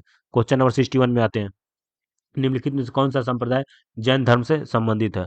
तो कौन कौन से संबंधित है? पहला तो ये तारण पथ है, ठीक है। फिर है मूर्ति पूजक। तीसरे हैं स्थानवासी। हमें क्या दिया? सही उत्तर पहचान करने हैं, तो एक और तीन और पाँच हैं इसमें, तो केवल बी ऑप्शन सही हो जाएगा। नेक्स्ट आते हैं क्वेश्चन नंबर 62 में। 62 में क्या दे रखा है? प्राचीन और मध्यकालीन भारत में अनेक महिलाओं का विशेष राजनीतिक योगदान रहा है। इस संदर्भ में निम्नलिखित युगों पर विचार कीजिए। पुत्री हैं और शासक हैं, ठीक है। तो प्रभावती गुप्त, चंद्रगुप्त द्वितीय, बिल्कुल सही है। चंद्रबाल्बे, अमोघ वर्ष, ये भी सही है। ठीक है, रजिया सुल्तान, इल्तुतमिश, ये भी सही है। चांद बीबी, तो हुसैन निजाम शाह, ये भी सही है। तो इसमें चारों सही हो गए, चारों युग सत्य हैं। अब आते हैं क्वेश्चन नंबर 63 में। निम्नलिखित में से कौन सा शहर मुगलों की शाही राजधानी के रूप में कार्यरत था? तो कौन कौन शाही था? एक लाहौर था, ठीक है, बिल्कुल सही है। फतेहपुर सीकरी था, और शाहजहानाबाद था, इलाहाबाद को सिर्फ छोड़ के। तो इसमें एक तीन और चार हो जाएंगे, एक तीन चार क्या हो जाएगा? सी ऑप्शन सही हो जाएगा। नेक्स्ट आते हैं क्वेश्चन नंबर 64 में। निम्नलिखित में से कौन सा एक परिपक्व हड़प्पा स्थल है जो शंख से निर्मित वस्तुओं के निर्माण का एक विशेष केंद्र था? तो कौन था? नागेश्वर। तो ऐसे याद कर लीजिए, शंख भगाएंगे भगवान नाग आ जाएंगे, तो उसे एग्जाम में भूलेंगे नहीं, नागेश्वर याद हो जाएगा। नेक्स्ट आते हैं क्वेश्चन नंबर 65 में। भारतीय कांस्य मूर्तियों के संदर्भ में निम्नलिखित कथनों पर विचार कीजिए। तो पहला देखते हैं, मोहनजोदड़ो में प्राप्त नरकृति की मूर्ति भारत में अब तक प्राप्त सबसे पहली ज्ञात कांस्य मूर्ति है, तो बिल्कुल सही है। महाराष्ट्र के होपनार से प्राप्त बुद्ध की वाकाटक कांस्य प्रतिमाएं गुप्त काल की कांस्य प्रतिमाओं के एक समकालीन है, तो ये भी सही स्टेटमेंट सही है। चोल काल के दौरान नटराज के रूप में शिव की नृत्य आकृति का उद्भव और पूर्णतः विकास हुआ था। तो ये तीनों स्टेटमेंट सही है, तो एक दो तीन इसके डी ऑप्शन सही हो जाएंगे। 66 में आते हैं। निम्नलिखित में से कौन सा बौद्ध ग्रंथ है? और हमें क्या है? सही पहचानना है। तो बौद्ध ग्रंथ पता ही है, एक अशोकावादन है, ठीक है। और इसमें दूसरा कौन है? नेति पाकरण। एक और चार इसके सही हो जाएंगे, एक और चार देखिए कहाँ पे, बी ऑप्शन सही हो जाएंगे। नेक्स्ट आते हैं 67 में। निम्नलिखित युग्म में विचार कीजिए। पुस्तक कृति है और लेखक है, ठीक है। तो मैं नास्तिक, अब इसमें सही पहचान करना है। मैं नास्तिक क्यों हूँ?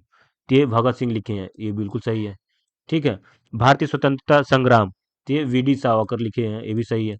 अनहैप्पी इंडिया, ये गलत है। ये लाला राजपत राय, इसके पीछे कहानी क्या है बताते हैं, एक मिनट। ये कौन लिखे हैं? अनहैप्पी इंडिया, लाला राजपत राय लिखे हैं, लाला राजपत राय।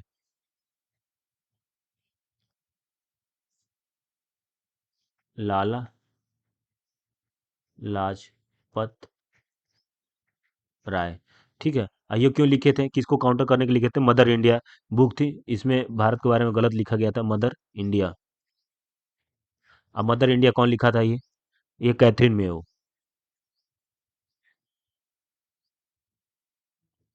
Catherine Mayo.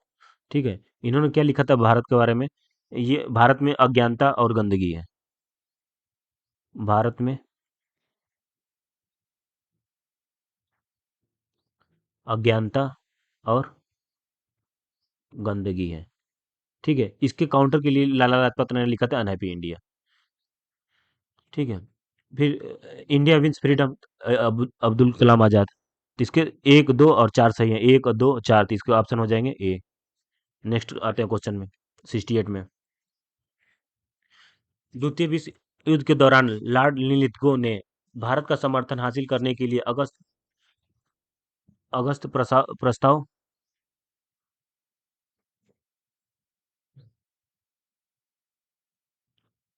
अगस्त प्रस्ताव पेश किया था। इस संदर्भ में निम्नलिखित में से कौन सी घटना अगस्त प्रस्ताव के तत्काल पहले घटित हुई थी और प्रस्ताव के कारण बनी थी? तो इससे पहले तत्काल ये हुई थी, फ्रांस की युद्ध में फ्रांस की हार के बाद ब्रिटेन का युद्ध आरंभ होना।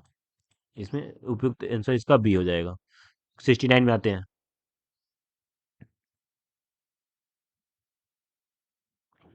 1942 में भारत छोड़ो आंदोलन के दौरान आगा खान पैलेस के चार प्रसिद्ध हस्तियां ए बी सी डी के लिए जेल के रूप में कार्य करने हेतु प्रसिद्ध है। हिरासत के दौरान ए और बी की मृत्यु हो गई। सी ने नमक सत्याग्रह आंदोलन के दौरान डी की सहायता की। बी और डी के निजी सचिव थे और बी महादेव देसाई थे। तो क्रमशः ए सी डी हैं। तो ये बिल्कुल नया क्वेश्चन हो गया, ए सी डी कौन से हैं? तो ये हो जाएंगे कौन, ए तो कस्तूरबा गांधी होंगे। ठीक है। बी कौन है, सी कौन हो जाएंगे? सरोजिनी नायडू। और डी महात्मा गांधी। ठीक है। तो इसी के ऑप्शन हो जाएंगे ए सही हो जाएंगे, बिल्कुल नया क्वेश्चन है। नेक्स्ट क्वेश्चन में आते हैं, क्वेश्चन नंबर 70 में आते हैं। लॉन्ग टर्म इवेल्युएशन और voice over long term evaluation, संचार प्रौद्योगिकी के बीच अंतर के संदर्भ में निम्नलिखित कथनों पर विचार कीजिए और हमें सही कथन लेना है। तो इसमें सही, एलटीई में वीडियो कॉल के लिए स्काइप और व्हाट्सएप जैसे बाहरी एप्लीकेशन की आवश्यकता होती है, जबकि वोल्टेई में कोई भी बाहरी ऐप के बिना सीधे किसी को भी वीडियो कॉल किया जा सकता है। ये बिल्कुल सही है। ठीक है। वोल्टेई में वॉइस कॉल करते समय डेटा कनेक्शन बंद हो जाता है, जबकि एलटीई में वॉइस कॉल करते समय कनेक्शन बंद नहीं होती है। तो ये बिल्कुल गलत है। ठीक है। इसमें केवल दो हो जाएंगे, ऑप्शन बी। 71 देखते हैं, क्वेश्चन नंबर 71 में। रोगमुक्त मादा गोजातीय पशु की उपलब्धता में सुधार हेतु भारत में निम्नलिखित में से कौन सी तकनीकी या तकनीकों का उपयोग किया जा रहा है? बहुगुणित अंडो उत्सर्ग भ्रूण स्थानांतरण प्रौद्योगिकी, एमओईटी। तो बिल्कुल सही है। इन विट्रो फर्टिलाइजेशन, आईवीएफ का किया जा रहा है। Succeed cement technology. तो इसमें तीनों का किया जा रहा है, डी ऑप्शन सही हो जाएगा। 72 में आते हैं। यदि एक परमाणु रिएक्टर क्रांतिकारक प्राप्त कर लेता है तो इसका अर्थ क्या होगा? रिएक्टर ने परमाणु अभिक्रियाओं को बनाए रखने के लिए स्वयं पर्याप्त न्यूट्रॉनों को उत्पादन कर लिया है। इसके सी ऑप्शन सही हो जाएंगे। 73 में आते हैं। Jupiter IC moons explorer mission Brihaspati के तीन सबसे बड़े चंद्रमाओं को विस्तृत रूप से अवलोकन करेगा। इस संदर्भ में निम्नलिखित कथनों पर विचार कीजिए। ठीक है। तो इसमें हमें क्या सही कथन पहचान करना है? गेनीमेड, यूरोपा, टाइटन और डीपमोस बृहस्पति के चार सबसे बड़े चंद्रमा हैं। ये गलत हो जाएगा। गैनीमेड आकार में बुध से बड़ा है, ये सही है। गैनीमेड क्या है? आकार में बुध से बड़ा है। नासा के अनुसार गैनीमेड के पास एक भूमिगत महासागर तंत्र है। तो ये दोनों सही हैं। तो दो और तीन सही हो जाएंगे। 74 में आते हैं। निम्नलिखित तत्वों और उनके द्रव्यमानों के प्रतिशत के बारे में विचार कीजिए। ठीक है। 65% ऑक्सीजन, 18.5% कार्बन, 9.5% हाइड्रोजन, 3.3% नाइट्रोजन। निम्नलिखित में से किसमें उपयुक्त वर्णित अनुपात में तत्व शामिल है? तो ये मानव शरीर का है। ठीक है। मानव शरीर का है। एक बार आपको इमेज से दिखाते क्लियर हो जाएगा। 75।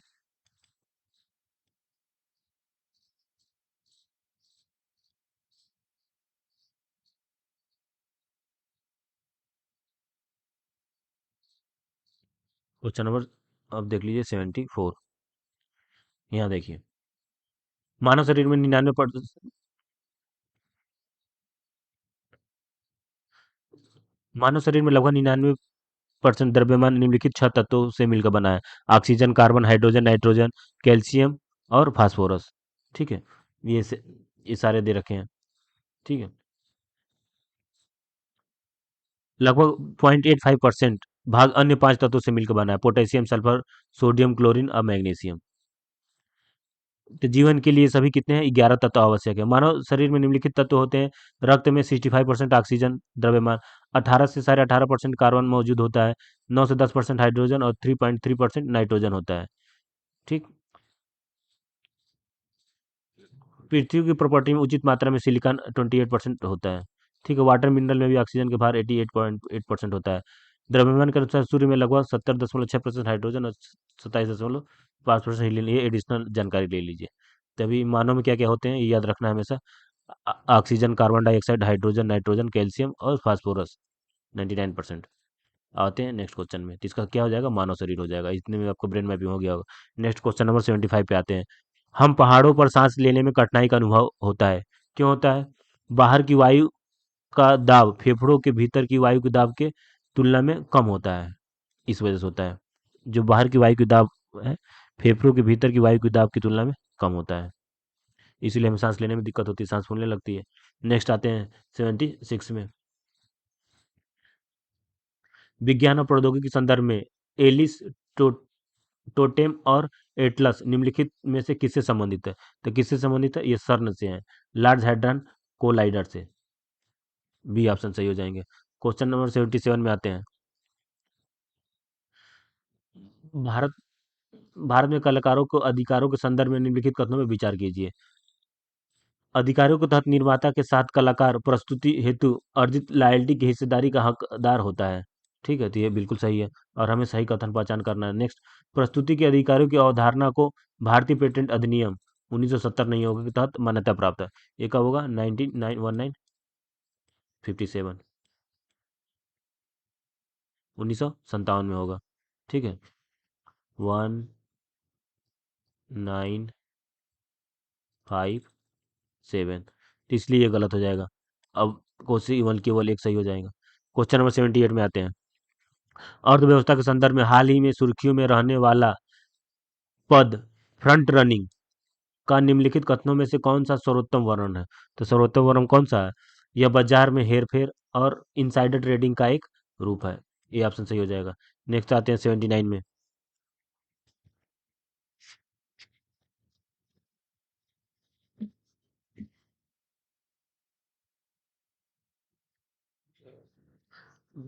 दिवाला शोधन अक्षमता संहिता आईबीसी 2016 के तहत वितरित आय की मात्रा और तरीका लंबे समय से असंतोष का मुद्दा रहा है।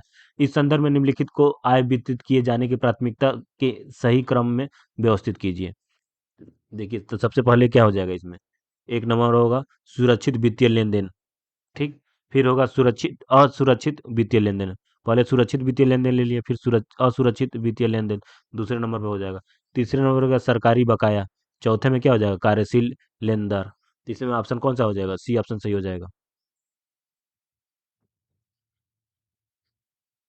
सी ऑप्शन सही हो जाएगा।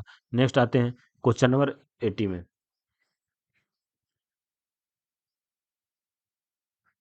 हाल ही में भारत अपनी व्यापार विदेश व्यापार नीति एफटीपी 2023 जारी की है। विदेश व्यापार नीति के संदर्भ में निम्नलिखित कथनों पर विचार कीजिए।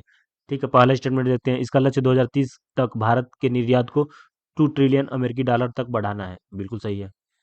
यह एक प्रोत्साहन आधारित व्यवस्था से छूट आधारित व्यवस्था की ओर बढ़ने पर ध्यान केंद्रित करती है। तो ये भी स्टेटमेंट सही है।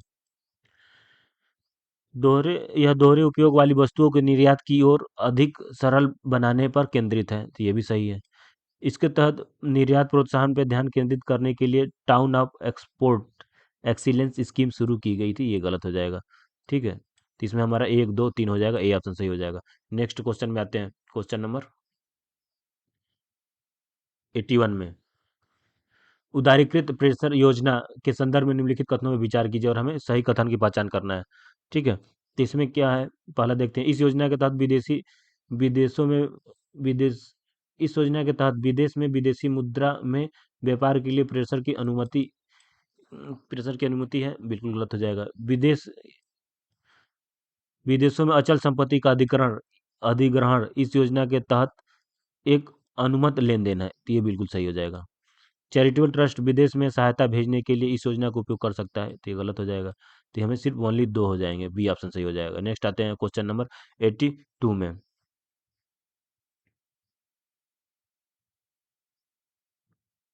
2016 से 2021 के दौरान भारत में तिलहन के उत्पादन के संदर्भ में निम्नलिखित कथनों पर विचार कीजिए। इस अवधि के दौरान भारत में तिलहन उत्पादन में वृद्धि हुई है, बिल्कुल सही है, वृद्धि हुई है। तिलहन के कुल उत्पादन में सोयाबीन का सर्वाधिक औसत योगदान है, ये भी सही है। तिलहन के सर्वाधिक उत्पादन रबी मौसम में होता है, गलत हो जाएगा। तो इसमें हमारा केवल एक और दो, बी ऑप्शन सही हो जाएगा। क्वेश्चन नंबर आते हैं 83 में। अंतर्राष्ट्रीय मुद्रा कोष के संदर्भ में निम्नलिखित कथनों पर विचार कीजिए और हमें सही कथन पहचानना है। 1993 के बाद भारत में आईएमएफ से कोई वित्तीय सहायता नहीं ली गई, ठीक है, बिल्कुल सही है। भारतीय रिजर्व बैंक का गवर्नर आईएमएफ के बोर्ड ऑफ गवर्नेंस में पदेन गवर्नर होता है, ये गलत हो जाएगा, ठीक है। आईएमएफ के अनुच्छेद 4 में वर्णित परामर्श सदस्य देशों की आर्थिक स्थिति से संबंधित है, तो बिल्कुल सही है। तो एक और तीन सही हो जाएंगे, तो ऑप्शन हो जाएगा बी। क्वेश्चन नंबर 84 में आते हैं। निम्नलिखित कथनों पर विचार कीजिए। क्या करना है, उपयुक्त विवरण के साथ ही यह यदि यह दल राष्ट्रीय दल के दर्जे का दावा करना चाहता है तो उसे पूरा करने के लिए न्यूनतम शर्त क्या होगी, ठीक है। तो इसमें देखते हैं। एक राजनीतिक दल राजस्थान और पंजाब में एक बड़ी बहुमत हिस्सेदार के साथ सत्ता में है। पिछले लोकसभा चुनाव में उस दल को 8 सांसद चुने गए थे। हाल ही में मार्च 2023 में गोवा विधानसभा चुनाव में वैध मतों का 8.77% प्राप्त है, ठीक है। तो इसका क्या हो जाएगा, इस इसे एक और राज्य विधानसभा चुनाव में कम से कम 6% वैध मतों को प्राप्त करना होगा, ठीक है। इसका बी ऑप्शन सही हो जाएगा। नेक्स्ट आते हैं क्वेश्चन नंबर 85 में। भारत में फोन टैपिंग विनिमय के संदर्भ में निम्नलिखित कथनों पर विचार कीजिए। सूचना प्रौद्योगिकी अधिनियम 2000 के तहत फोन कानूनी रूप से फोन टैपिंग की अनुमति है, ये गलत हो जाएगा। किसके द्वारा है, भारतीय टेलीग्राफ अधिनियम 1995 की तरफ। भारतीय टेलीग्राफ अधिनियम कब आया था, 1995 में। इसके तहत फोन टैपिंग की जा सकती है, ठीक है। नेक्स्ट, केंद्रीय स्तर पर इलेक्ट्रॉनिक और सूचना प्रौद्योगिकी मंत्रालय में भारत सरकार के सचिव द्वारा आदेश जारी किया जा सकता है, तो ये भी गलत हो जाएगा। इसके दोनों गलत हो गए, सही पहचान करना है तो हमें हो जाएगा ना तो एक ना तो दो, डी ऑप्शन हो जाएगा। 86 में आते हैं। ग्राम न्यायालय अधिनियम 2008 के संदर्भ में निम्नलिखित कथनों पर विचार करना है। पहला क्या है, ग्राम न्यायालय एक मोबाइल कोर्ट होगा और यह फौजदारी दीवानी दोनों न्यायालयों की शक्तियों का उपयोग करेगा, फौजदारी और दीवानी दोनों, तो ये बिल्कुल सही है। पीठासीन अधिकारी न्यायाधिकारी और उच्च न्यायालय के परामर्श से राज्यपाल द्वारा नियुक्त किया जाएगा, ये गलत हो जाएगा। नेक्स्ट, ग्राम न्यायालय उच्च न्यायालय द्वारा बनाए गए किसी भी नियम के अधीन प्राकृतिक न्याय के सिद्धांतों पर सिद्धांतों द्वारा निर्देशित होगा, तो ये स्टेटमेंट सही हो जाएगा। तो एक और तीन, तो एक और तीन इसमें सी ऑप्शन सही है। नेक्स्ट आता है क्वेश्चन नंबर 87 में। हाल ही में उच्चतम न्यायालय ने निर्णय दिया कि निवारक निरोध का उपयोग केवल असाधारण परिस्थितियों में किया जाना चाहिए। इस संदर्भ में निम्नलिखित कथनों पर विचार कीजिए, ठीक है। और इसमें हमें पहचान करना कौन सा सही है, ठीक है। निवारक निरोध कानून व्यवस्था की स्थितियों में लागू हो सकता है लेकिन लोक अव्यवस्था के लिए भी नहीं, तो ये गलत हो जाएगा। लोक व्यवस्था कानून लोक व्यवस्था तथा कानून और व्यवस्था की अवधारणाओं के मध्य मूलभूत अंतर पूरी तरह से अधिनियमित की प्रकृति और गुणवत्ता पर आधारित है, तो ये भी गलत हो जाएगा, ठीक है। तो इसमें न तो एक सही पूछना है तो दोनों गलत है, तो न तो एक न तो दो, डी ऑप्शन सही हो जाएगा। क्वेश्चन नंबर में आते हैं 88 में। निम्नलिखित कथनों में विचार करना है, सही उत्तर की पहचान करना है। 1840 में लेक्स लोकी रिपोर्ट के आधार पर ब्रिटिश सरकार ने अपराधों और व्यक्तिगत कानूनों पर्सनल लॉ के लिए एक समान कानून स्थापित किए थे। तो बिल्कुल गलत है। विवाह, तलाक और विरासत जैसे पर्सनल लॉ संबंधी विषय भारतीय संविधान की 7वीं अनुसूची राजसूची के अंतर्गत शामिल है। तो ये भी स्टेटमेंट गलत है। हमें सही पहचान करना, तो इसका डी हो जाएगा, ना तो एक ना तो दो। क्वेश्चन नंबर आते हैं 89 में। भारत में संविधान में उल्लिखित चरण की स्वतंत्रता के संदर्भ में निम्नलिखित कथनों पर विचार कीजिए और सही कथन पहचान करना। यह केवल नागरिकों और कंपनियों के शेयर धारकों के लिए उपलब्ध है, विदेशी या विधिक संस्थाओं जैसी कंपनियों, निगमों आदि के लिए नहीं। तो ये बिल्कुल सही है। अनुच्छेद 19 केवल देश के भीतर संचरण करने के अधिकार की रक्षा करता है, न कि देश के बाहर जाने के और वापस लौटने के अधिकार की। तो ये दोनों सही हैं। तो इसमें सी ऑप्शन हो जाएगा।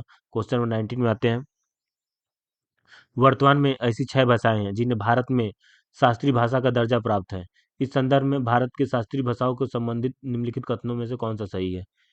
तो सभी शास्त्रीय भाषाओं को भारतीय संविधान के 8वीं अनुसूची में सूचीबद्ध किया गया है। ठीक है, ये सही हो जाएगा। नेक्स्ट आते हैं 91 में। निम्नलिखित में से कौन सी योजना है राष्ट्रीय सामाजिक सहायता,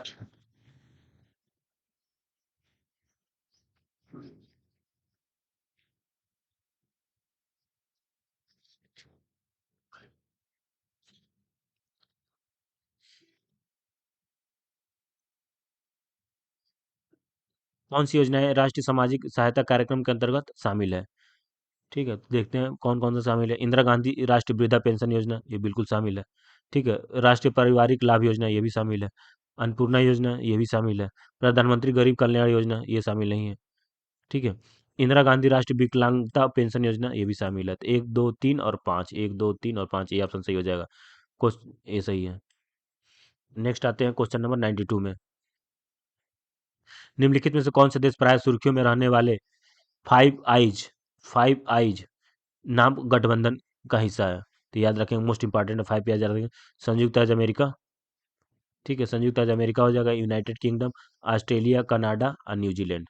संयुक्त राज्य अमेरिका, यूनाइटेड किंगडम, ठीक है, नीचे आ गया ऑस्ट्रेलिया, फिर कनाडा चलेगा, न्यूजीलैंड। तो इसके सी ऑप्शन है, इसी प्रैक्टिस कर लीजिएगा। 93 में आते हैं।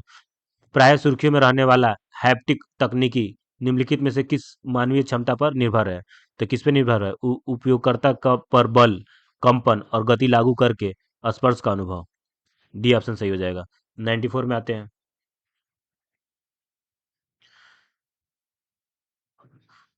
हम प्राय एक मानवयुक्त उपग्रह के अंदर खगोलविदों को चलने के बजाय तैरते हुए देखते हैं। इस परिघटना के पीछे संभावित कारण क्या हो सकता है?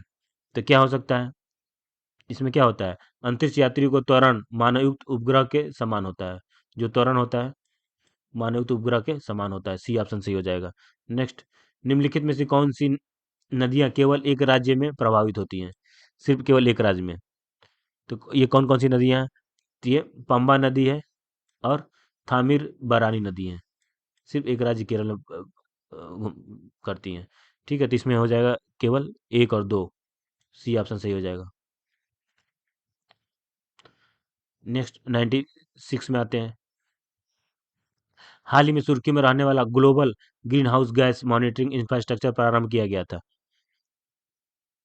Global green house gas monitoring infrastructure प्रारंभ किया गया है। तो किसके द्वारा? ये WMO द्वारा, विश्व मौसम विज्ञान संगठन द्वारा, विश्व मौसम विज्ञान संगठन द्वारा। क्वेश्चन नंबर आते हैं 97 में।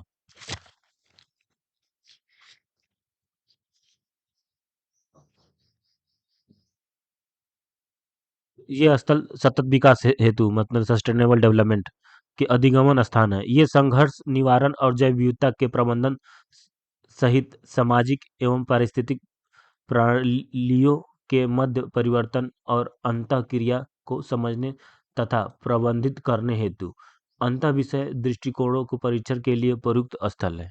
ये किसी क्षेत्र की जैविक और सांस्कृतिक विविधता के संरक्षण के लिए एक स्वैच्छिक सहकारी संरक्षण क्षेत्र वाले रूप में निर्मित किए गए हैं। उपयुक्त परिच्छेद में निम्नलिखित में से किसका सर्वोत्तम वर्णन है? देखिए किसका है? ये बायोस्फीयर रिजर्व की बात कह रहा है घुमा फिरा के। नोबेल हेलेन, ब्रोमस स्विफ्ट और माइग्रेटरी मोनार्क, ये क्या है? ये तितलियां हैं। ये क्या है? तितलियां हैं। 99 में आते हैं। ओवर द टॉप प्लेटफॉर्म के संदर्भ में निम्नलिखित कथनों पर विचार कीजिए, सही कथन पहचान करना है। पहला देखते हैं, इन्हें ओटीटी प्लेटफॉर्म इसलिए कहा जाता है क्योंकि ये कंटेंट विनिमय से जुड़े राष्ट्रीय और अंतर्राष्ट्रीय कानूनों की उपेक्षा करते हैं और किसी भी देश को कर नहीं देते हैं, तो ये गलत है। ठीक है। 90 उसमें क्वेश्चन नंबर 2 में आते हैं, स्टेटमेंट सेकंड में, 1997 में नेटफ्लिक्स को विश्व के पहले ओटीटी प्लेटफॉर्म के रूप में लॉन्च किया गया था, ये बिल्कुल सही है। ठीक है। बिग फ्लिक्स भारत में लॉन्च किया गया पहला स्वतंत्र ओटीटी है, तो ये भी सही है, भारत में पहले बिग फ्लिक्स ही लॉन्च किया गया था। तो 2 3 सही हो जाएंगे, तो ऑप्शन हो जाएगा बी। नेक्स्ट क्वेश्चन नंबर 100 में आते हैं। निम्नलिखित युग्मों में विचार करना है। ठीक है, कक्षा है, उपग्रह है, और उससे कौन सा सही सुमेलित है, तो इसमें देखते हैं। भू स्थैतिक कक्षा जियो, तो ये GSAT 31 का है, ये बिल्कुल सही है। ठीक है। निम्न भू कक्षा एलईओ किसकी बात कर रहा है, ये RISAT 2 BR1 की, तो ये भी सही है। ठीक है। ध्रुवीय कक्षा और सूर्य की बात कर रहा है, इमीसैट, इमीसैट याद रखेंगे। ठीक है। ध्रुवीय कक्षा और सूर्य, तुल्यकालिका कक्षा SSO, ये किसकी बात कर रहा है, इमीसैट की, तो इसमें तीनों सही है, तो इसमें 1 2 3 हो जाएगा। तो ये इस तरह 100 क्वेश्चन कंप्लीट हुए, ये मोस्ट इंपॉर्टेंट है। बेस्ट ऑफ लक यूपीएससी 2023 के लिए। संडे को आप अच्छे से एग्जाम दीजिए। नेक्स्ट क्लास में अभी मेंस का GS 1 2 3 4 का वीडियो बनाएंगे। पीडीएफ के लिए टेलीग्राम लिंक से डाउनलोड कर लीजिएगा। थैंक्स दोस्तों, लाइक कीजिए, सब्सक्राइब कीजिए। जय हिंद।